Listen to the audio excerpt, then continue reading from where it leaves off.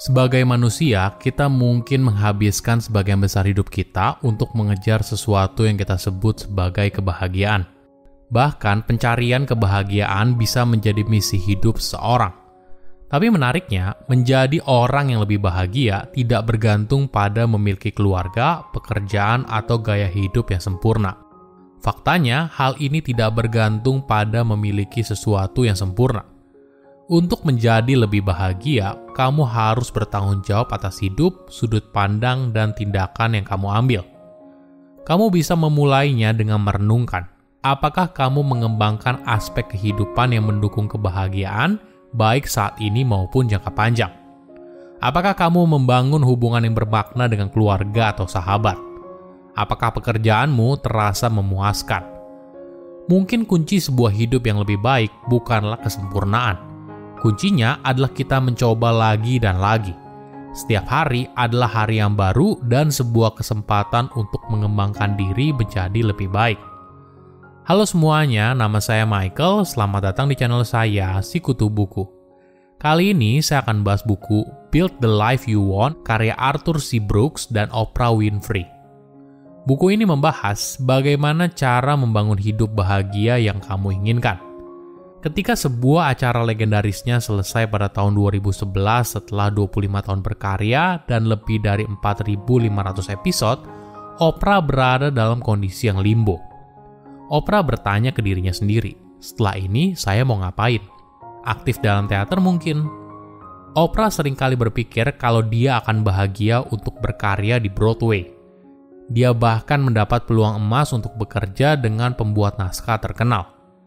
Tapi kemudian keraguan muncul. Bisa nggak sih dia menjadi aktris teater bermain setiap malam untuk 8 pertunjukan selama seminggu? Apakah ini hidup yang dia inginkan?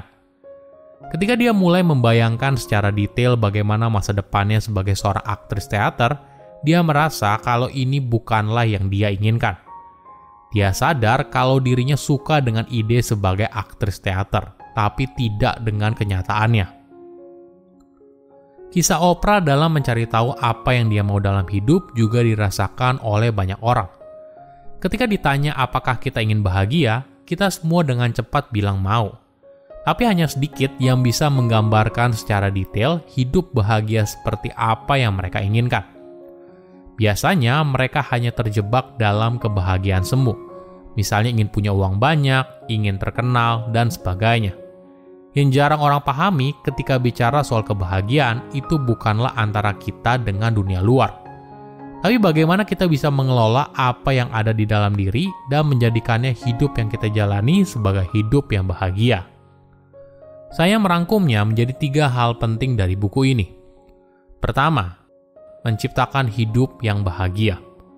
Apakah kamu bahagia? Jangan buru-buru dijawab, coba renungkan pertanyaan ini. Bagus jika kamu menjawab iya, tapi jika kamu menjawab tidak, mungkin bukan artinya hidup kamu menderita, tapi kamu merasa ada bagian yang perlu diperbaiki. Nah, pertanyaannya, apa yang menghalangi kamu dan kebahagiaan yang kamu inginkan? Mungkin jawabannya bisa beraneka macam. Mungkin kamu punya keinginan atau ambisi yang belum terwujud. Atau kamu mungkin merasa kerjaan begitu banyak. Mungkin kamu merasa kesepian, cemas, atau ada hal lain yang mengganggu pikiranmu. Semua ini bisa jadi halangan untuk jadi bahagia. Tapi dengan kamu berpikir seperti ini, justru yang membuat kamu terjebak dalam ketidakbahagiaan. Kenapa?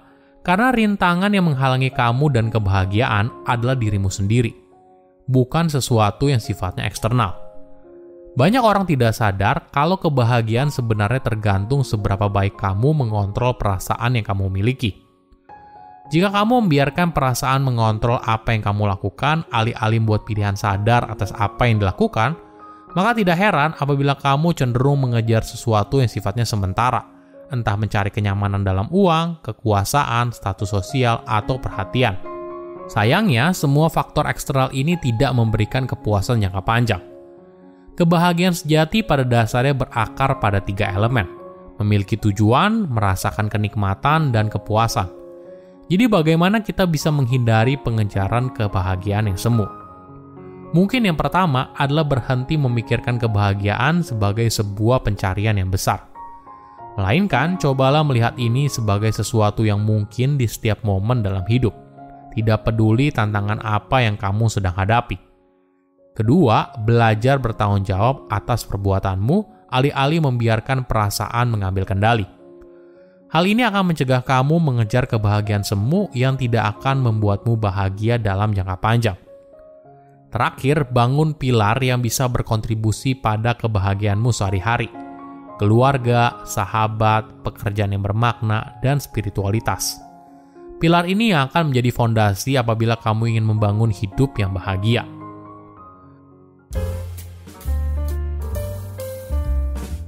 Kedua, keluarga dan sahabat sebagai pilar kebahagiaan. Bagi kebanyakan orang, keluarga merupakan elemen penting dalam hidup. Memiliki sebuah keluarga yang bahagia merupakan impian banyak orang. Tapi apa sebenarnya keluarga bahagia? Apakah ini artinya sebuah keluarga yang sangat harmonis, tidak ada pertengkaran, anak yang tumbuh sukses tanpa adanya kekhawatiran apapun? Konsep keluarga bahagia ini mungkin hanya ada di layar kaca. Hubungan manusia tidak selamanya sempurna, pasti ada naik dan turun. Meskipun begitu, sebuah keluarga memberikan seorang sebuah tujuan yang kuat, salah satu kunci utama dari kebahagiaan. Namun tentunya tidak selamanya hubungan itu mulus. Mungkin sepanjang perjalanan ada konflik dan ini adalah hal yang wajar. Konflik biasanya muncul ketika terjadi ekspektasi yang tidak cocok atau miskomunikasi. Solusinya apa? Mungkin kita harus berhenti jadi mind reader. Daripada membuat asumsi tentang apa yang orang lain pikirkan, tanyakan secara langsung apa yang mereka inginkan dan dengarkan isi hatinya. Selain keluarga, persahabatan merupakan salah satu pilar penting untuk hidup yang bahagia. Persahabatan dapat memberikan dukungan dan cahaya saat kita berada dalam kegelapan. Biasanya, sebuah persahabatan yang paling bermakna tidak bergantung pada apa pekerjaanmu, status sosial, atau ambisi karirmu. Hal ini biasanya dimulai ketika kalian punya kecintaan yang sama, entah itu hobi atau bahkan spiritualitas. Memiliki hubungan persahabatan memang tidak mudah. Seringkali hubungan pertemanan kita bersifat transaksional, di mana salah satu atau kedua belah pihak berusaha mendapatkan sesuatu dari orang lain. Tapi sayangnya dalam hubungan tersebut, jarang sekali bicara soal perasaan. Alhasil kebutuhan sosialnya tidak terpenuhi.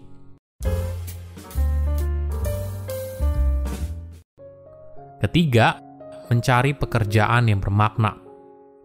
Apakah kamu pernah dengar ungkapan, jika kamu menemukan pekerjaan yang kamu cintai, maka ibaratnya seumur hidup kamu tidak perlu lagi bekerja? Tentu saja ini merupakan sebuah utopia. Pekerjaan apapun pasti ada sisi baik dan buruknya. Tapi banyak studi menemukan kalau memiliki sebuah pekerjaan yang kamu sukai, maka hal ini bisa membuat kamu bahagia. Hal ini penting karena minimal sepertiga waktumu sehari dihabiskan untuk bekerja. Bayangkan apabila kamu tidak menyukai hal tersebut. Tentunya ini merupakan situasi yang sangat menderita, kan?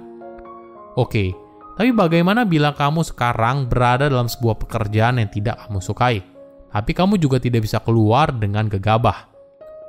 Ada dua strategi yang bisa kamu lakukan untuk membuat hidupmu bahagia. Pertama, cari ruang untuk bertumbuh.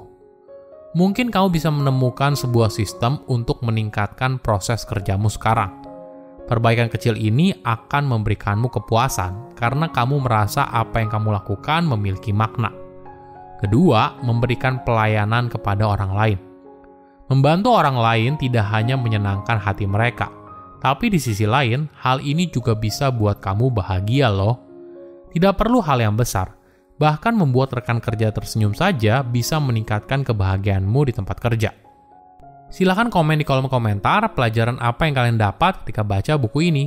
Selain itu, komen juga mau buku apa lagi yang saya review di video berikutnya. Saya undur diri, jangan lupa subscribe channel YouTube Sikutu Buku. Bye-bye.